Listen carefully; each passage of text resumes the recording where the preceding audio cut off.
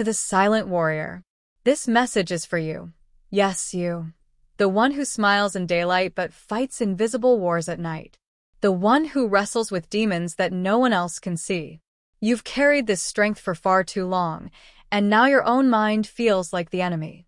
In life, there are two battles, the one against the world, and the more dangerous one against your own mind. External events can hurt you, but it's your thoughts that keep the pain alive. Picture yourself sitting in a perfectly calm room with no visible threats, yet still trapped in fear, regret, anger, or shame. The battlefield isn't outside, it's in your head. Even when everything looks fine outwardly, your thoughts may refuse to let you rest. A single negative thought, like, I'm not good enough, I always fail, or they don't really like me, can spiral, poisoning how you see yourself. That's why Stoicism becomes not just philosophy, but a practical weapon. The ancient Stoics, Marcus Aurelius, Epictetus, Seneca, lived through war, exile, betrayal, and slavery. Yet they discovered the truth that eludes many modern minds. You cannot control the world, but you can control your response to it. As Marcus Aurelius reminded himself, you have power over your mind, not outside events. Let that sink in. You don't need wealth. You don't need perfection. You don't need control over every moment. You just need to master how you respond. You are not your negative thoughts. You are the observer of them. And as the observer, you decide how long they stay. This message isn't a temporary boost. It's for the warrior ready to shed the weight of their mind. That voice whispering, "You're not enough," does not get to define your destiny. Over the next 7 chapters, we'll dismantle the mental traps that feed negativity and give you stoic tools to cut them down. Don't just watch, study. If you're committed to inner strength, clarity, and peace, stay present for every chapter. Drop this affirmation in the comments. I am stronger than my negative thoughts. If this message matters to you, share, and subscribe because we're building a stoic mind together. We've all been conditioned to believe our thoughts are us. But imagine how many random, odd, or painful thoughts drift through your mind daily. If every one of those defined you, you'd change identities every minute. Stoicism teaches something transformative. The mind has 2 parts, what happens and how you respond. Negative thoughts are normal. What matters is what we do with them. Epictetus said, "It isn't events themselves that disturb us, but our opinions about them." A painful thought, like, "I failed," "I'm ugly," or "they left me," only causes suffering if you believe it. Otherwise, it's just noise. Imagine a dark cloud forming. Do you scream at it? No. You observe, prepare, maybe with an umbrella, and move on. Do the same with your thoughts. Acknowledge, detach, release. Many people let thoughts become identity. I felt anxious, so I'm anxious. Reject that. Thoughts are suggestions, not orders. Think of your mind like a radio. Just because a song plays doesn't mean you must dance. Learn to change the station. Exercise. Write down a disturbing thought, then question it rigorously. Is this 100% true? Will this matter in 5 years? You'll often discover that thought felt heavy, but had no real substance. Another powerful tool, label your thoughts instead of absorbing them. Instead of, "I'm a failure," say, "I'm having a thought that I failed." This creates space, and in that space, you reclaim power. Remember, you are the sky. Thoughts are passing clouds. Pause now. Name a recent thought that upset you. Write, "I'm having a thought that," let that space empower you. Drop this affirmation. I observe my thoughts. I do not become them. Stems from resisting what is. Pain is guaranteed. But suffering begins when we mentally fight reality. Breakups, betrayals, mischances, they hurt not because they happened, but because we refuse to accept them. Stoicism teaches, pain is certain, but suffering is optional. When you argue with reality, you trap yourself in torment. Epictetus said, "Do not seek to have events happen as you want them to, but want them to happen as they do, and your life will go well." That doesn't mean pretending everything is fine or celebrating pain. It means stop wasting your energy resisting what's already real. If it happened, accept it and then decide. Now what? Imagine someone caught in the rain. They can curse at the sky, or accept being wet, grab a coat, and keep going. You get to choose. Many negative thoughts repeat, what if, but they change nothing. This is called a more fatty love of fate. Embrace what is, even when it hurts, because your response, not the event, is within your control. Example scenario. You fail an exam or your project collapses. Negative mind says, I'm worthless. Stoic mind says, this is a moment, not the story. What can I learn? When your mind pipes up, this shouldn't have happened, reply instead, it did. Now what?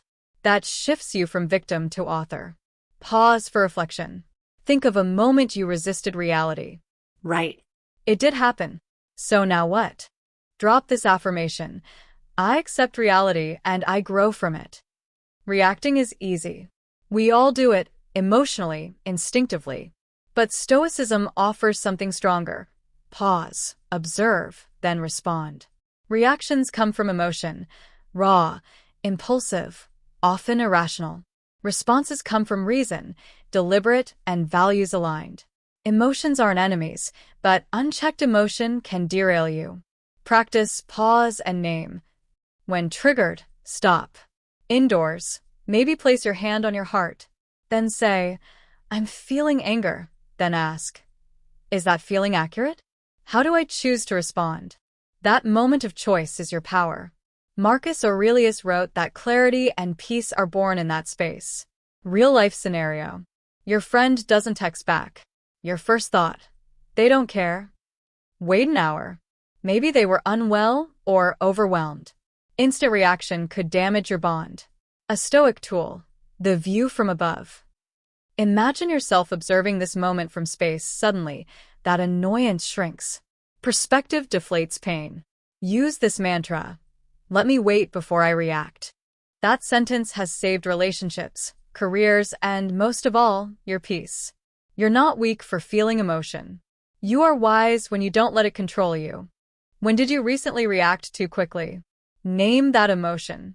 I felt ____, but I held my response. Drop this affirmation. I pause. I choose. I don't react blindly. When you label your thoughts, I'm feeling anxious or I'm thinking I failed, you're no longer tangled in them. That label creates space. And in that space, you find power. Think of yourself as the sky. Thoughts are passing clouds. Like Dr. Anita Johnston summarizes, giving a thought a label prevents it from defining you, speechinminutes.com. In that moment of separation, you regain control. Pause for visual.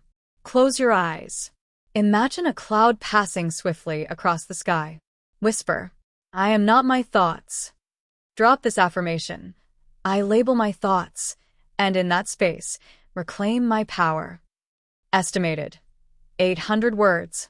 When you're emotionally, mentally, or physically depleted, small triggers cause big storms. You misinterpret messages, overanalyze decisions, and assume the worst, not because you're weak, but because you're drained. Marcus Aurelius understood. If you are distressed by anything external, the pain is not due to the thing itself, but your estimate of it. But when you're exhausted, perspective fades. Many try thinking themselves out of this state, but what's needed is rest, not more thought. Stoic energy care. Epictetus taught, it is impossible for a man to learn what he thinks he already knows. When your mind is full and tired, growth stalls. So give yourself permission to rest. Tonight, sleep early.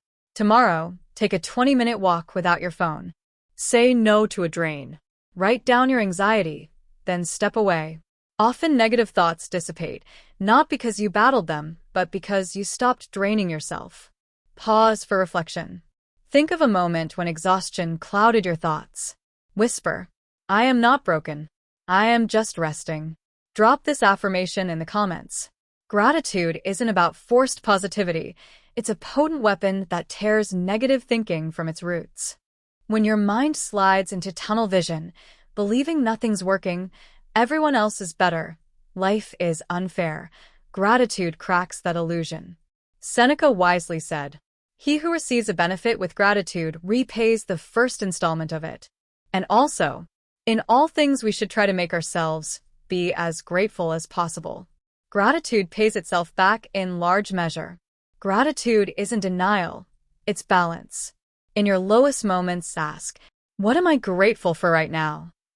What do I have today that I once wished for? Who's still here with me? Write one line. That's enough to shift everything. Even if your career feels stalled, you're still learning. If your relationship struggles, you're discovering strength and boundaries.